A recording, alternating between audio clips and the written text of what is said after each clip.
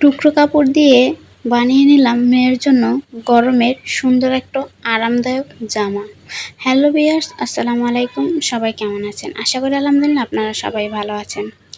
তো ভিউয়ার্স, আমি কিন্তু এখানে কোনো সেলাইয়ের কাটিং বা জামা বানানো শেখাবো না। আগেই বলে দিচ্ছি, আমি এখানে বাসায় থাকা টুকরো কাপড় দিয়ে একটি সুন্দর জামা বানাইছি আমার মেয়ের জন্য, আর সেটাই আপনাদের সাথে শেয়ার করব। আর কিছু কথা আপনাদের সাথে শেয়ার করব, হয়তো আপনাদের কাজে আসতে পারে কথাগুলো। তাই ভিডিওটি শুরু থেকে শেষ পর্যন্ত দেখবেন।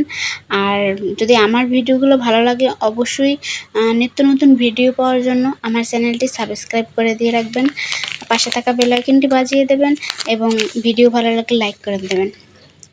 তো আমি আপনাদের সবাইকে সাজেস্ট করব যে যারা আমার মতো হাউসওয়াইফ আছেন তারা অবশ্যই মানে সেলাই কাজটা শিখে নেবেন। অত্যন্ত সেলাই কাজটা শেখাটা আমি মনে করি একটা ভালো কাজ। আপনার নিজের জন্য, আপনার নিজের পরিবারের জন্য দেখা যায় ড্রেস বানাবেন, আবার নিজের ড্রেস নিজে বানিয়ে পরার ব্যাপারটা কিন্তু আসলেই অনেক মজাদার। যেমন আমি আমার ড্রেস, আমার মেয়ের ড্রেস, ফ্যামিলির অনেকের ড্রেস নিজে বানাই। আমার কাছে অনেক ভালো লাগে নিজের নিত্য নতুন ড্রেস বানানোর, মানে বানিয়ে পরার যে ব্যাপারটা, বা নিজের মেয়ের নিত্য নতুন ড্রেস বানিয়ে দেওয়ার ব্যাপারটা আসলে অনেক আনন্দদায়ক। আর বর্তমান যুগে যে একটা দেখা যায়, একটা যে থ্রি পিস আপনি যে কিনবেন, সেই থ্রি পিসটা বানানোর জন্য দেখা যায় অর্ধেক খরচ হয়, আপনার অর্ধেক ব্যালেন্স খরচ হয়। তার সাথে দেখা যায় আর কিছু অ্যাড করে আরেকটা আপনি মানে থ্রি পিস কিনে নিতে পারবেন। তাছাড়া যদি কাজটা আপনার শেখা থাকে, তো দেখা যায় আপনি ওই টাকাটা দেখা যায় আপনার সেভ হলো। এদিকে আপনার দেখা যায় নিত্য নতুন যে ড্রেসের ডিজাইন বের হলো, ওইগুলো আপনি মানে বানাতে পারবেন, ব্যবহার করতে পারবেন। এজন্য আমি মনে করি একজন বাসায় থাকা গৃহিণীর জন্য সেলাই কাজের বিষয়টা আসলে খুব একটা ভালো কাজ, যে এটা শেখা ভালো।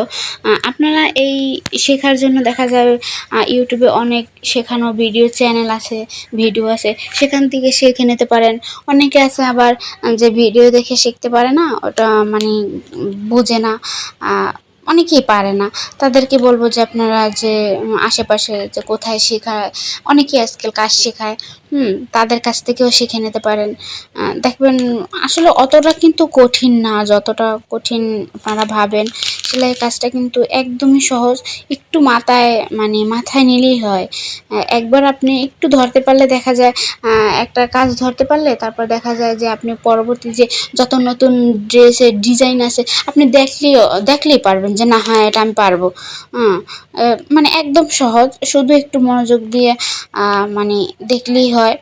তাই আমি সাজেস্ট করব যে আপনারা বাসায় বসে না থেকে অত্যন্ত সেলাই কাজটা শিখে নেবেন।